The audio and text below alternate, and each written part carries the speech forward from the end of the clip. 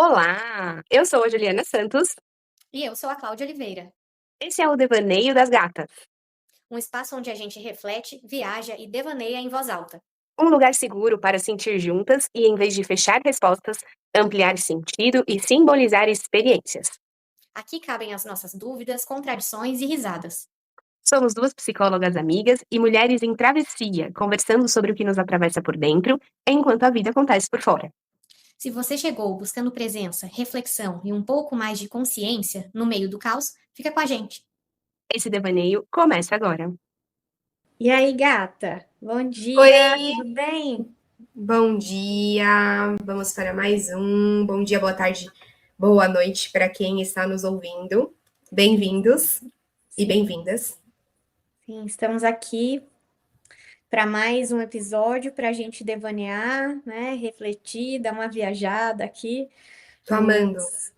Eu também tô amando, né? Cada episódio, eu acho que a gente vai falando e vai fazendo um mergulho interno também, né? Nos nossos pensamentos, nos nossos sentimentos, nos temas que aparecem no consultório pra gente, né? E esse tema que a gente escolheu hoje foi um tema bem que faz parte, eu acho, da nossa vida de terapeuta, né? A gente queria falar um pouco sobre a importância da confissão no processo de psicoterapia, né? Maravilha. Que acho que a gente precisa desmembrar um pouquinho essa palavra, esse conceito, né? Porque para a gente é muito batido, mas para quem não é da área, eu acho que é uma virada de chave escutar um pouco Uhum, sobre isso, né? sim. Para a gente falar disso, acho que a gente tem que falar do objetivo da psicoterapia, né? Eu acho que o Bom, principal objetivo da psicoterapia é que a gente vá ao encontro de si mesmo, né? Que a gente sente ali, enquanto paciente, diante do olhar do outro, do terapeuta, né? Que está muito ali mais a serviço de espelhar, nos ajudar para que a gente se enxergue, né? E que para isso é muito importante que a gente se debruce em falar sobre nós, como a gente se sente, como a gente se comporta, o que a gente fez que foi legal, o que a gente fez que não foi legal, o que a gente gosta em si mesmo, o que a gente não gosta de si mesmo. E lógico que isso vai sendo construído a partir do vínculo com o terapeuta, né? Isso leva um tempo, né? Porque é um aprofundamento ali do processo, né? E tem pessoas que estão guardando tanto que elas já chegam já se confessando e aí a coisa toma um ritmo legal. Mas tem outros que levam um certo tempo até conseguir se aprofundar, né? Mas é fundamental, né, para o processo. Eu penso também que, além desse confronto com nós mesmos, um outro grande objetivo, e eu miro sempre no neste objetivo, nós reunirmos recursos para sermos autônomos, Uhum, para ganhar autonomia. Então, eu levo para o setting terapêutico aquelas todas minhas questões, uhum. vou me confrontando comigo mesma, e aí eu vou me percebendo com recurso para manejar toda aquela dinâmica que antes eu não percebia. Então, Uhum. esse ganho de autonomia, para mim, que vem através do recurso, que é eu me sentindo capaz, potente de conduzir a minha vida, é o grande objetivo do processo de psicoterapia. É instrumentalizar cada pessoa para lidar com ela mesma, com a sua história e com o seu meio. E isso vai acontecendo, né, nessa projeção, na transferência, na contratransferência. O terapeuta, sim, tá ali para espelhar, para acolher, mas eu saí de lá me sentindo cada vez mais potente de conduzir a minha própria vida, é o grande tchan, é o grande atrativo. Uhum. Se alguém me perguntasse assim, o que você tem de mais valioso para vender num processo de psicoterapia? Eu ia dizer autogerenciamento. Sim. E esse autogerenciamento, ele só começa a ser mais fundamentado a partir dessa fase de confissão, né? Autoconfissão até, porque eu só vou confessar para o outro aquilo que eu consigo confessar para mim, né? que acontece suportando a vergonha, que a vergonha ela faz parte. Todo mundo sente vergonha e inveja também. Você sente vergonha na sua terapia? Total, muita. E quando eu sinto vergonha, hoje, né, depois de anos de terapia, para mim é mais seguro até, porque eu falo assim, então eu tô tocando onde eu tenho que tocar. Virou uma bússola? Isso, né? Porque se fica confortável demais, eu tô fazendo reclamoterapia, não psicoterapia. Na verdade, a gente tem que chamar de análise, né? Porque essa é a essência da análise. A confissão, ela tá a serviço do confronto da sombra. Exato. Só que a sombra, ela existe porque o nosso ego precisa se proteger, se blindar, criar uma máscara social ali que vai ser a nossa persona, a roupinha que a gente veste para se apresentar para a sociedade. E aí, para que eu me apresente, eu preciso esconder certas partes de mim que eu aprendi que são feias, que são erradas, que eu não vou pertencer se eu for assim. É tudo aquilo que é sujo ou é feio, né? Então eu vou jogando lá para debaixo do tapete, eu vou acumulando uma sacola, que é a minha sombra que eu vou carregando aqui atrás. Ou é também potencial? Também. Potencial também vai para a sombra, né? Aquilo que é sujo, aquilo que é feio, porque eu vou experimentando a vida e aí eu vou vendo o que favorece mais a minha sobrevivência ou não. E o meu E eu vou jogando pertencimento, e né? o meu pertencimento, eu preciso salvaguardar isso. Todo mundo precisa salvaguardar isso. Ninguém vive sem segurança e pertencimento. Essas coisas, É inclusive, um vêm antes do instinto, né? amor. É um Sim. instinto. É um instinto. Por quê? Eu vou entender o que é amor, já tô velha. Quando eu tô lá na criança, entender, né? bem, se é que um dia vai entender. Quando eu tô lá na criança, na infância, eu tô lá no meu tronco cerebral, eu tô na sensação, eu tô absolutamente no meu corpo. Então, segurança e pertencimento para mim, os carros-chefes da minha vida, da minha existência. Eu Sim. vou mirar nisso, ainda que de modo inconsciente, todo ser humano mira nisso e faz disso. Para que a gente consiga sobreviver. Exato. A gente precisa pertencer para sobreviver, porque o ser humano só sobrevive em grupos. Mas por isso que a vergonha, ela também é um instinto. Porque ela está a serviço de me manter conectada, leal ao meio, a quem me cuida, a quem me dá uma sensação de segurança, de fundamentação, né? E aí a gente nasce primeiro pertencendo a si, depois a gente passa a pertencer ao outro para sobreviver, e depois a gente precisa retornar um pouco para si, né? Essa é a jornada ali da nossa existência. E a vergonha, ela é uma emoção absolutamente arcaica e muito interessante da gente mapear para ir recebendo, tomando consciência de coisas, de informações sobre nós mesmos. Porque vamos pensar um exemplo, né? Uma criancinha pequenininha, ela tá lá fazendo o seu show, tá dançando lá, ela viu uma musiquinha na TV e ela começa a dançar lá bonitinha. Se aquilo ali para o sistema for admirável, o sistema vai reforçar ali a atitude daquela comportamento daquela criança. Do contrário, se aquele comportamento não for algo admirável, aquela família vai expressar aquilo para a criança e o cérebro vai recolher uma informação importante que aquilo ali não é aprovável. Das próximas vezes que essa criança for vivendo situações assim, o corpo vai dizer para ela, pé, noção de perigo. Sim. E assim até a morte. É por isso que o nosso corpo reage. Porque ele vai lendo os sinais, o nosso cérebro lê esses sinais e vai depois sinalizando para nós qual é o campo seguro a se pisar ou não. Sim, e é interessante porque tudo que a gente fala também tem a ver com equilíbrio, né? Nem o de mais, nem o de menos. Porque uma criança que vai sendo censurada, vai criando vergonha demais e não consegue se expressar. Mas também uma criança que não vai tendo limite, contenção, contorno, ela não cria uma relação necessária e saudável com a vergonha. Como é que a gente chama a pessoa que não tem caráter? Sem vergonha. Então a vergonha ela é Você não tem vergonha na cara. você não tem vergonha na cara, exatamente, né? Então, assim, a vergonha, ela é importante também, a gente precisa aprender a Verdade. cuidar dela, né? E até a suportar, falar, nossa, tá tudo bem. Porque o que a gente fala pra criança também? Não precisa sentir vergonha. É. Ai, que bobeira, que você tá com vergonha, ai, vai lá fazer a sua apresentação, sua dancinha. Não! Essa criança está se protegendo, né? Ela está entendendo ali o que que é certo, o que que é errado, o que que vai deixar ela em perigo, o que que vai deixar ela vulnerável, né? Então a vergonha, ela não é vilã. E Ela quanto está a mais eu serviço acho. da nossa proteção.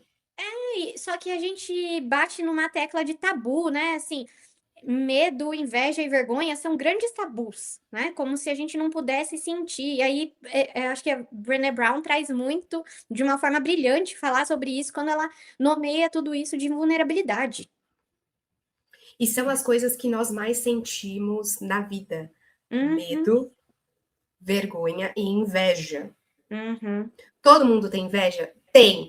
Todo mundo tem inveja. Vou repetir, porque eu tô nessa fase de repetir. Todo mundo tem inveja, porque todo mundo tem complexo de inferioridade.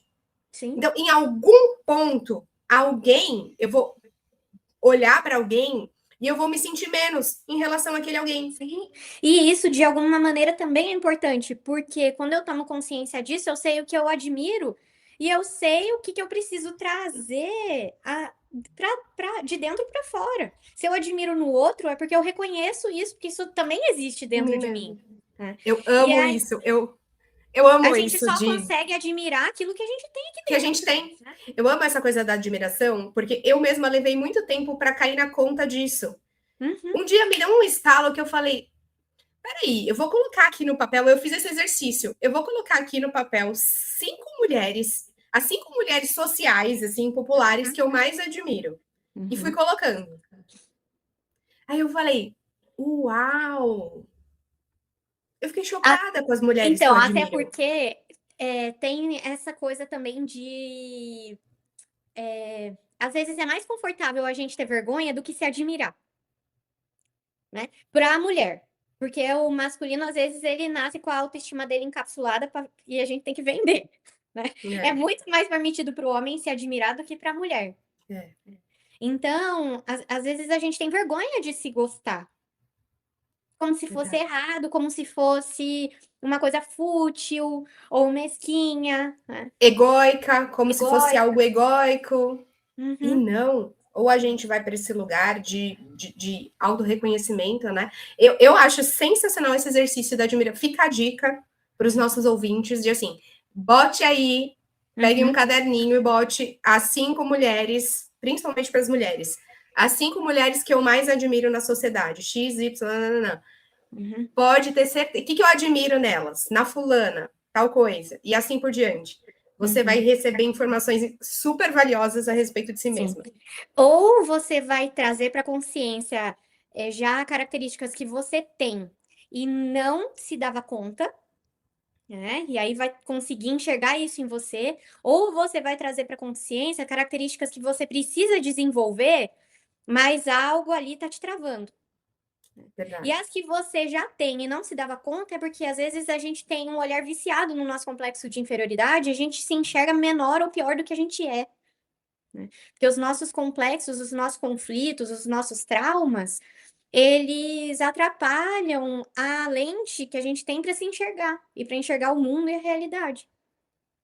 E eu acho que isso para o feminino, mas a gente pode trazer o exemplo muito essa lista também muito para o masculino, porque e aí os homens podem trazer isso, só que eu acho que o feminino fica um pouco mais no campo da inveja e o masculino na competitividade. O masculino, ele projeta a inferioridade dele competindo com o outro, mas os dois vão passar por vergonha. Porque a vergonha é o véu que vai nos proteger da nossa vulnerabilidade ou das coisas que a gente não gosta em si mesmo, mas que a gente precisa aprender a integrar, ou melhorar, ou trazer para consciência, ou conviver com isso. Deu uma travadinha aí, acho que voltou É, agora.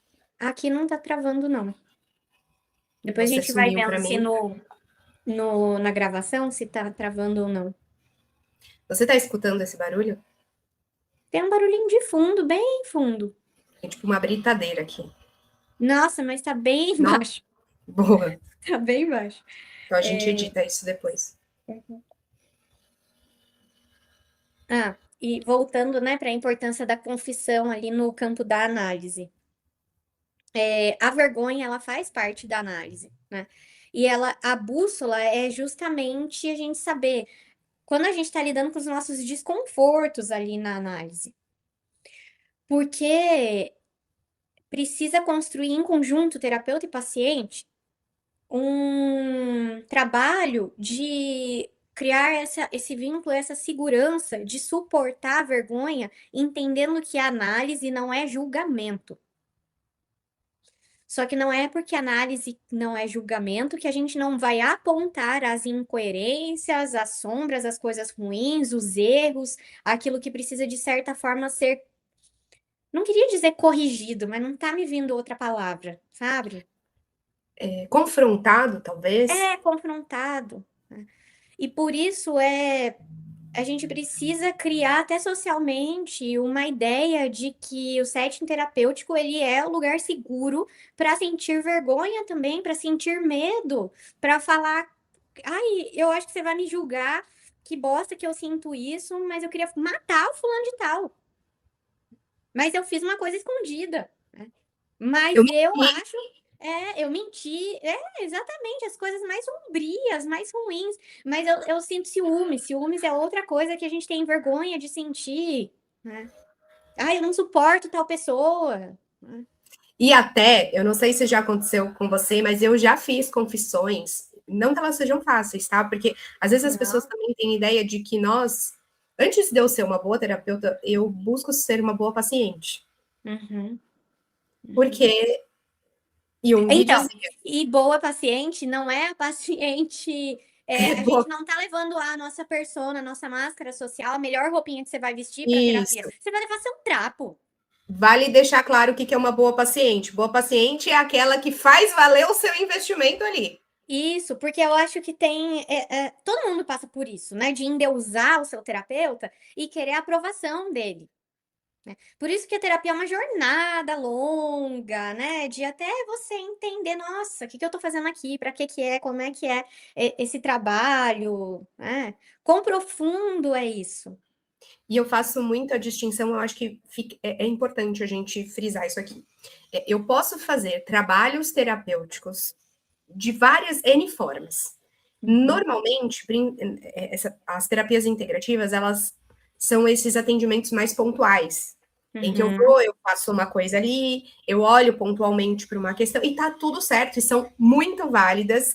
Cláudia e eu, praticantes fiéis de terapias integrativas, em absoluto. Frequentadoras assíduas. E é isso mesmo, elas são absolutamente importantes, mas, meus caros, isso é diferente de um processo de análise. Sim. O processo a análise é semanal, ela é frequente. Né? E ele pressupõe um engajamento, uma disposição de coração de manter suspenso, assim, no sentido de sustentar os processos que vão acontecendo semana a semana. Então, é algo que eu me proponho a fazer que mantém suspenso todo o meu interesse de forma constante de ser uma pessoa melhor. É como se eu levantasse aquela bola e eu mantivesse aquela bola no alto porque eu escolhi isso, porque eu quero. E ser uma pessoa melhor passa por encarar as suas sombras. Porque é só conhecendo e conhecendo constantemente, porque assim, à medida que a gente traz luz para uma questão, a gente coloca outra na sombra. E assim vai. E você sabe que é um negócio que eu vejo que isso começa tão cedo na nossa vida. Essa semana teve uma situação aqui com as crianças e eu tenho querido muito que elas tenham o senso de autorresponsabilidade muito cedo. No sentido assim, aconteceu aqui uma encrenca entre eles, estavam tipo fight total, assim. Sei lá por quê, nem lembro. E aí eu fiquei brava, porque fight entre eles me irrita muito. Eu não normalizo briga de irmão. Eu não acho que a gente tem que normalizar. É normal a gente ter conflitos, mas eu acho que eu falo, ai, irmão briga, ai, irmão. Eu não consigo levar essa situação para a normalidade. E aí eu falei, cara, eu quero aproveitar dessa coisa que eu coloquei eles sentados. Eu falei, fulana, me conta, o que aconteceu? Ah, mas é porque o Pedro. Cecília falou, não, porque o Pedro. Ah, mas o Pedro também. Aí eu falei, tá, pera. Nós estamos falando de você agora. O que você fez? Ah, eu fiz. Não, mas aí ela queria voltar para esse lugar. E vice-versa, tá? Pedro faz a mesma coisa quando eu pergunto para ele. Ah, nanana. Ah, porque a Cecília? Porque não sei o que lá, Cecília. Ah, eu fiz isso porque a Cecília. Não. O que eu fiz, o que é meu. E o processo de confissão exige também que a gente faça esse movimento, se aproprie do que é nosso. Sim, com segurança, com afeto e com contenção. É muito interessante você trazer esse exemplo, porque foi justamente porque a gente não viveu tanto isso na infância que a gente tem medo de errar. E aí o que você está fazendo com eles é me fala o seu erro e a gente vai suportar isso, a gente vai sustentar e o amor existe nisso e você está segura quando você erra. Porque a autorresponsabilidade ela vem de suportar justamente isso. Esse lugar que não é legal, não é bacana, mas é só trazendo para a consciência que eu vou aprender. E tá aí a chave do porquê que nós temos muita vergonha de entrar em contato com essas coisas nossas, porque isso tem a ver com a forma com que na nossa vida isso foi mais admirado ou menos admirado, mais estimulado ou menos estimulado. Então, se eu fui uma pessoa que eu precisei quase que até virar um mentiroso ali para ter um lugar na minha família, é muito natural que eu tenha vergonha das minhas questões. Sim. Porque eu tinha que ser perfeita, impecável, eu tinha que funcionar aos olhos dos outros, eu tinha que estar com o meu radar o tempo inteiro muito atento àquilo que o olhar do outro valorizava, admirava, validava, para que eu me comportasse exatamente assim. Sim. Quando eu vou construindo um lugar seguro em dizer assim, Cecília, olha para aquilo, o que você fez? Ah, mãe, eu fiquei irritando ele. Pô, esse é o único botão que você pode mexer, Cecília. E tá tudo bem, eu vou continuar amando você, mesmo quando você vai lá e irrita o seu irmão. Eu vou ficar brava com você, mas quando eu fico brava com você, não significa que eu te amo menos. E é o processo da análise, né? Nada mais é do que a gente aprender e construindo esse lugar muito rico de eu tenho vínculo mesmo quando eu não sou perfeito. Eu tenho vínculo mesmo quando eu confesso a minha sombra. E eu vou aprendendo a amar também esses lugares obscuros dentro de mim. Né? Eu tava falando isso na minha terapia da semana passada. Eu falei assim pra Fernanda, que eu tava passando por uma fase, uma situação, aonde eu tava meio que numa energia revolts, assim, meio revoltada, meio que assim, ai, que saco de coisa que parece que não importa o que eu faça nessa situação, que as coisas não vão mudar, então assim, ai, vontade que o mundo acabe pra eu morrer encostada. Né? Assim, uma desesperança, e que pela primeira vez eu tava suportando sentir isso como é uma fase, eu vou validar o que eu tô sentindo agora. E isso não me torna indigna. Porque antes, quando eu entrava nesse lugar de raiva, tristeza ou até revolta, eu me sentia indigna e até vem uma coisa cristã de pecadora. Né? E aí eu consegui trazer isso e ir lidando. Foi interessante que isso foi acontecendo no momento das férias da terapia. E aí eu percebi o quanto que eu já estava instrumentalizada com essa autonomia de eu suporto sentir isso porque eu sei que isso faz total sentido para o que eu estou vivendo agora. Isso aí não vai durar para sempre, mas eu preciso dar um lugar para isso dentro de mim. Eu continuo sendo digna. Porque aí a vergonha, ela faz a gente se sentir indigna e culpada. E aí, ao invés de eu integrar essa sombra, eu vou lá e vou reprimir ela de novo. E a partir do momento que eu fui falando isso para ela, eu fui meio que assentando isso num lugar, sabe? E aí, meio que eu sei que isso me coloca num conflito existencial e até num conflito de fé, Mas esse conflito de fé me ajudou a resgatar um pouquinho mais a fé em mim. Porque meio que eu me senti forte para bancar o que eu tô sentindo, para suportar o que eu estou sentindo, sem me reprimir. E na minha opinião, a maior fé, tenha ela que caminho religioso, entendeu? Uhum. Independente do caminho religioso, a maior fé é aquela que te ajuda a ter fé na própria vida. Em si, né? Se esse não for o grande objetivo, a confiar e a viver bem a própria vida. Uhum. Sim. Mas eu acho que quando a gente está nesse caminho de autoconhecimento, existe uma grande diferença entre uma coisa assim muito, nem sei se é esse termo, personalista, no sentido de assim, eu vou sentir aqui, eu vou ficar, sabe, eu vou sentir e eu não tô nem aí com os outros. Eu acho que não tem essa lógica. Uhum. Eu vejo isso quando ainda que eu começo a não me julgar por aquilo que eu sinto, muito numa lógica também, numa lógica socialmente ética, em que eu escolho sentir, mas de uma forma que eu não preciso com isso, se eu tô, nem sei se eu, assim, se eu Entendi. tô ainda mergulhada no meu conflito, eu vou escolher esse lugar e eu vou fazer questão de projetar isso, ferindo o outro até, para que o outro sinta culpa em relação às minhas coisas, E sabe? até Tipo, para justificar os comportamentos, para não se isso. responsabilizar com os comportamentos.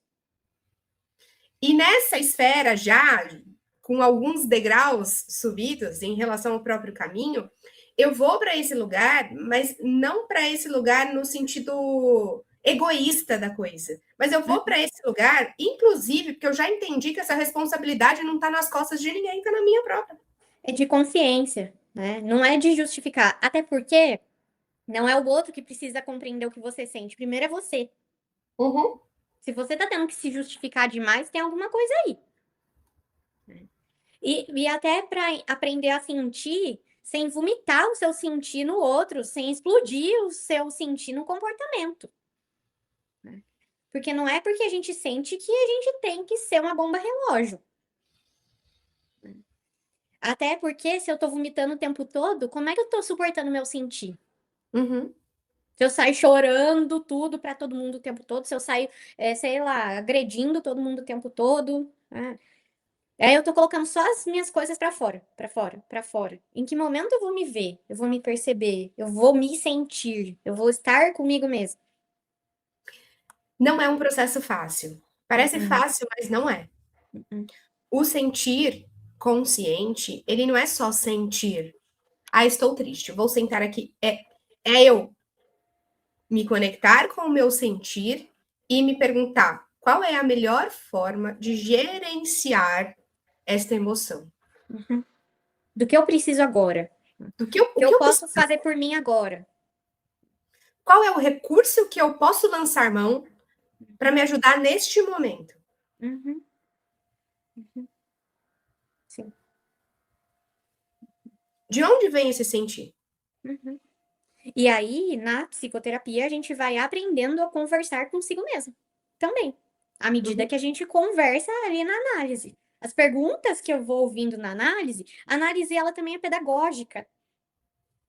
A gente aprende a se ouvir na análise, a gente aprende a se perguntar na análise. E que também é um papel.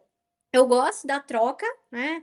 Assim, eu não sou a terapeuta que só escuta e não devolve, mas também a gente também não pode devolver demais, porque às vezes eu preciso empurrar o outro, fazer com que ele chegue nas conclusões dele, fazer as perguntas corretas, né? Um bom terapeuta, na verdade, ele faz as perguntas corretas. Um bom terapeuta faz boas perguntas, né, e ajuda o paciente a ter boas questões para si mesmo. Sim. Muito mais do que ter respostas, é como é que eu me faço boas perguntas? Porque são Uhum. as boas perguntas que vão me estimular a fazer Uhum. movimentos mais inteligentes. Sim. A expandir a minha consciência, né? Quando eu extrapolo o que eu já sei, eu não sei mais. E na análise a gente aprende a ter a nossa mão segurada ali pelo terapeuta para a gente suportar o não saber. Não sei, E até não sei mais quem eu sou. E posso projetar no terapeuta isso, mesmo quando eu confesso as piores coisas, na semana que vem, primeiro assim, na confissão, essa pessoa está ali na minha frente, ela não vai embora. Ela não vai embora. O terapeuta não vai embora, ele vai ficar ali. E semana que vem, ele vai estar ali de novo para mim. Por isso que é um encontro e um vínculo muito sagrado. Muito. Mas ele funciona se ele for devidamente cuidado por ambos os lados. Então é importante que você vá para a sua psicoterapia bem preparado. Como eu me senti essa semana? O que eu vivi? Como foi a sessão passada? O que está acontecendo dentro de mim agora? O que eu estou querendo levar? O que eu não estou querendo levar?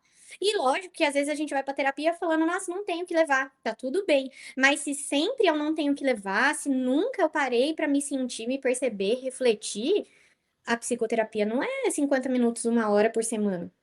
Ela é a sua relação com você mesmo. Exato. E ela se ela se estende, ela precisa ficar ali conversando com você. Eu tenho aqueles 50 minutos, e aí, como é que eu faço esses 50 minutos bem pagos render o resto da minha semana? Ou às vezes, dependendo dos meus próximos 15 dias, uma vez por mês, eu não sei, cada um tem sua frequência ideal aí, e às vezes isso, a realidade de cada um é diferente. Mas como é que eu faço isso aqui render até a minha próxima sessão? Esse é o grande... E eu volto, né? Ainda que seja uma terapia pontual, o bom paciente faz isso render bastante tempo. Porque eu vou colher coisas dali e eu vou deixar essas coisas aqui conversando. Reverberarem, né? Reverberando, conversando comigo ainda por bastante tempo.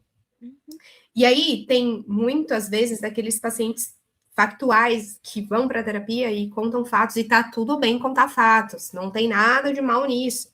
Mas como é que eu vou também olhando para isso até como um padrão? Peraí, eu sempre levo fatos, mas como é que eu deixo um pouquinho mais esses degraus aqui da minha realidade?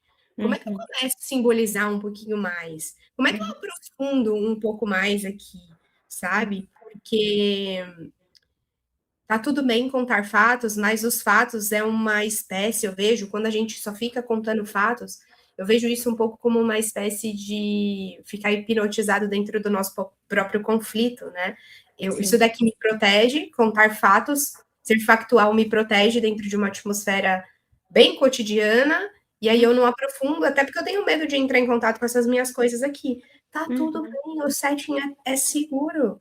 Sim, e contar fatos é muito sobre ficar falando só sobre o presente, o que aconteceu essa semana, ai, que fulano fez isso para mim. É um pouco no sentido de reclamoterapia. E na psicoterapia junguiana, né? E na psicanálise também, a gente precisa de um aprofundamento, a gente precisa simbolizar, analisar. Quais são as repetições? Quando você viveu isso antes? Como você se sente quando acontece isso? Qual será que é o sentido que essa repetição tem na sua vida? Para que a gente vá vivendo as situações da vida como uma grande oportunidade de evolução e de aprendizado. Até usar, né, um exemplo, assim, por exemplo, vamos supor que você tem lá uma questão muito séria com o seu chefe. Vira e mexe, acontece ali alguma questão do seu chefe. Ah, porque o chefe faz isso, o chefe faz aquilo. E aí você traz sempre isso. Ah, porque essa semana você não sabe o que ele me fez. E faz isso, isso e isso. E ok, tá tudo certo. Não tem uma regra, não tem algo que você deva trazer. Você traz o que você quiser para o setting, né? Mas como é que eu vou além? Esse chefe, ele é símbolo do quê? Quando eu tô falando de um chefe, por exemplo, eu tô falando do pai. Da figura de autoridade, de quem está acima, quem coloca limite, quem me cobra, me exige. Toda vez que eu falo de hierarquia, eu tô falando de pai e mãe, porque essa é a minha primeira hierarquia da vida. Como é que eu vou mergulhando dentro disso? Pô, peraí, tô percebendo que isso aqui sempre vira e mexe acontece, vira e mexe tem um chefe que me trata dessa forma. Por que ele me trata dessa forma? Quando eu sinto dessa forma uma crítica em relação ao meu chefe, Isso aqui tá falando de qual conflito meu? Uhum. E por aí vai. E aí a gente vai tirando as camadas, vai É, olhando. até porque aí a gente aprende a dimensionar que tem coisas que nos afetam mais e tem coisas que nos afetam menos, né? E por que Não é nos toda afeta situação mais? que vai. É, exatamente. Porque somos mais sensíveis. Também, tem um gancho, né? Assim, se essa situação com chefes sempre me afeta mais, é porque eu tenho um gancho interno, que é uma ferida minha, um conteúdo meu, que à medida que eu for olhando e trabalhando, eu vou suavizando isso, e aí essa situação pode tender a ficar acontecendo, e eu não vou ser enganchado toda vez. Porque tem coisas, às vezes, que acontecem, eu cago, mesmo que elas sejam assim difíceis de lidar, mas eu vejo como bobeiras do dia a dia. E tem outras que ferem profundamente, né? Então, essa intensidade, essa dimensão que a gente é afetado, isso conversa com os conteúdos, feridas, traumas, emoções, padrões que a gente guarda dentro de si. À medida como as coisas nos afetam, falam dos nossos maiores ou menores conflitos. Uhum. Uhum. Se algo sempre pega ali para mim e me fere muito, Uhum. eu tenho que olhar por esse viés. Peraí, isso aqui. Vamos olhar para essa temática aqui. Sim. Vamos E aí, para o terapeuta, é extremamente rico que na psicoterapia a pessoa vá aprendendo a nomear, a se colocar no seu próprio lugar, a conseguir descrever como as coisas a afetam, como ela se sente ou como ela reage. Porque o terapeuta precisa, de alguma forma, a gente é transportado para dentro daquela pessoa. Então, eu preciso enxergar um pouco o mundo, a realidade, com os olhos dela. É um movimento empático também, né? Para que eu vá para dentro daquele ser, enxergue um pouquinho, tente, né? Que ninguém vai conseguir, me coloque nesse lugar de como é sentir isso, como é olhar a vida nessa ótica, para que eu também consiga trazê-la um pouco para fora disso. Vou dar um exemplo disso, dessa coisa que essas sensibilidades falam do nosso conflito. Um dia eu fui num restaurante com um grupo de amigos, e tem um amigo que ele sempre tem questões muito sérias ali com a família e tal, de ter se sentido muito desprotegido pelas referências primeiras dele ali, pai e mãe, e ele se acha um grande excluído de qualquer coisa que seja, e inferiorizado. Então, ele tem esse padrão de funcionamento, de se achar muito excluído e muito inferiorizado. É uma dor muito terrível. Nossa, todo mundo tem em algum grau, mas ali para ele são coisas bem, enfim. E aí a gente tá ali, todo mundo sentado na mesa do restaurante. Vem um garçom, era um restaurante do cotidiano, assim, não era nada chique e tal. Estávamos ali em umas 9 pessoas, o garçom trouxe os copos todos, assim, meio de bolo, assim, e nós mesmos é que fomos distribuindo. Então, o garçom não veio, colocou o copo para mim, tá. Ele trouxe ali, nós... E essa pessoa ficou sem copo.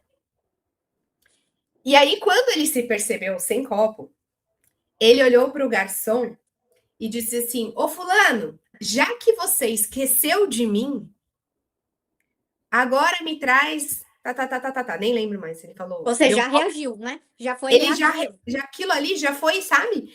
E aí, a hora que eu escutei aquilo, porque o meu ouvido é sempre atento, por uma questão óbvia, né? Quando eu ouvi aquilo, eu falei: ai, nossa, cara, para qualquer outra pessoa, sei lá, se acontecesse isso para mim, meu, não ia acontecer. Eu ia pedir o copo para mim e ia ficar de boa. Mas para ele, ganchou ali na dor dele, que já é essa dor muito sangrenta. E aí reagir Garçom é uma tentativa de não sentir. Bateu, levou, né? Só E aí que ele já quanto pegou mais mal pro garçom. quanto menos ele toma consciência, mais reativo ele vai ficar e menos ele vai querer sentir, mas mais na dor ele vai querer ficar. Eu não sei se eu já falei isso aqui, mas eu gosto de, na sessão, usar esse exemplo com os pacientes. O que que é quando a gente está na nossa ferida? O que que é o nosso complexo? Como que isso nos afeta? Imagina que alguém toca no nosso ombro e a gente tá ok, tá normal. Tocou, eu vou sentir, na hora que tirou, eu paro de sentir. porque eu não tô com nenhuma dor, nenhuma questão. Agora, imagina que eu passei o dia inteiro no sol de Salvador, na praia, sem protetor solar, e aí eu fui embora pra casa ardendo. Alguém bota a mão aqui. Eu vou ver Maravilhoso, estrela de dor. Sabe? Porque maravilhoso. o meu complexo está ativo. Então, se o outro te tocou e aquilo te afetou de uma forma muito profunda, e é por isso que essa intensidade e a dimensão dos nossos sentimentos, ela é subjetiva e particular. Porque não é que foi errado o que me tocou, né? Não foi errado o seu amigo ter sentido aquilo, mas aquilo é uma oportunidade de aprendizado para entender, porque tem coisas que me doem e tem coisas que não me doem tanto. O que isso me diz sobre mim. Né? E também trazendo para essa dimensão simbólica e junguiana de não é à toa que as situações acontecem, existe uma sincronicidade, né? É igual você bater o seu dedo mindinho e aí ele tá machucado, toda quina que você passar, você vai bater essa caralho desse dedo. Né? É a mesma coisa, a gente vai atraindo as situações conforme as nossas dores. Porque isso coloca a gente numa atenção seletiva também. E por que isso acontece? Porque a nossa vida precisa de sentido. Sim. Não é possível viver uma existência que não seja carregada de sentido. Então, Uhum. até que eu me entenda por mim, uma Uhum. pessoa de valor, Uhum.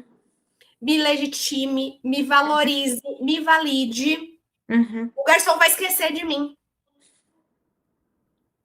E isso faz parte. E aí, quando a gente tá na nossa dor, parece que o mundo está contra a gente. Tá, não foi proposital que o garçom fez isso, mas isso levou para toda essa questão, né? E aí, quando eu vou me confessando de que essa é uma dor, é fácil para mim entrar nesse lugar. Nossa, me incomoda muito, é muito difícil me relacionar porque eu me sinto esquecido. E aí eu vou compreendendo que compreender é integrar, né, incluir a minha história, os acontecimentos, como isso me forjou, me formou, e por que que algumas coisas me afetam e outras não. Uhum. E aí eu vou me confessando comigo mesmo e vou me confessando na psicoterapia, e aí que a coisa vai ganhando sentido. E a mágica vai acontecendo. É. E é mágica mesmo. Por que é mágica?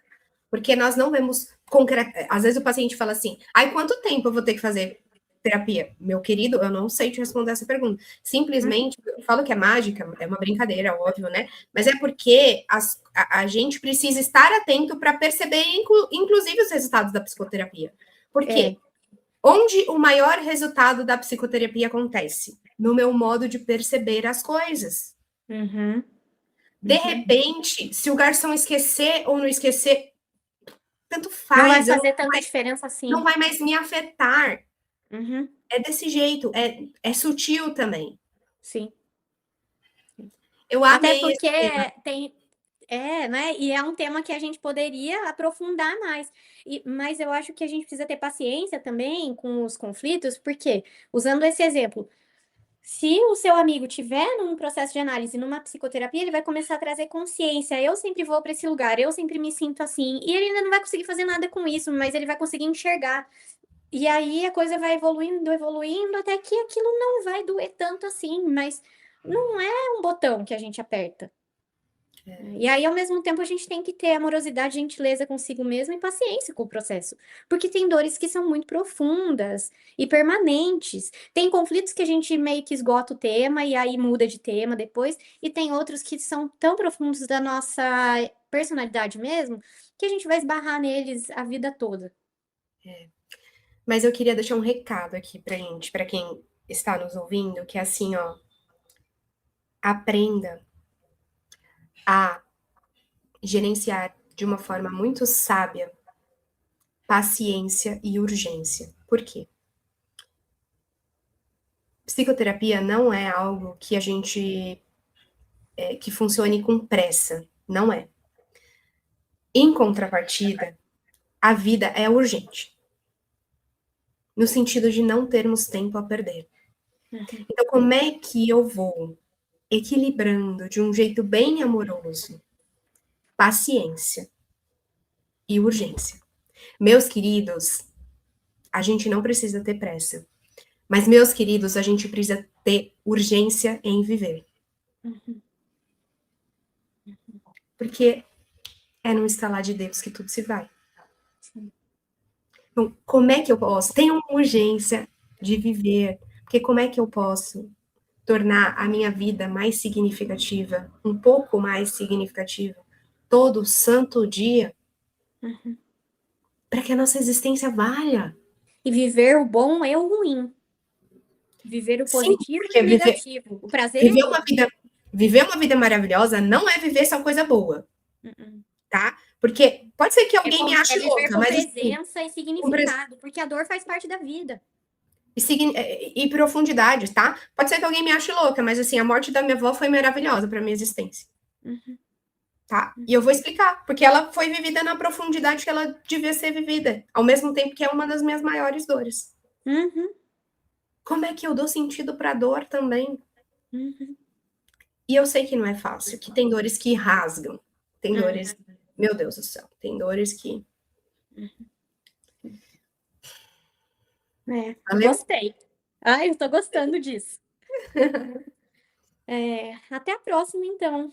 Até, eu vou pedir para quem estiver nos ouvindo que vá lá no botãozinho de avaliar e avalie o nosso podcast, porque isso é muito importante para que alcance mais pessoas e mais pessoas possam ter acesso a essas reflexões que a gente faz por aqui.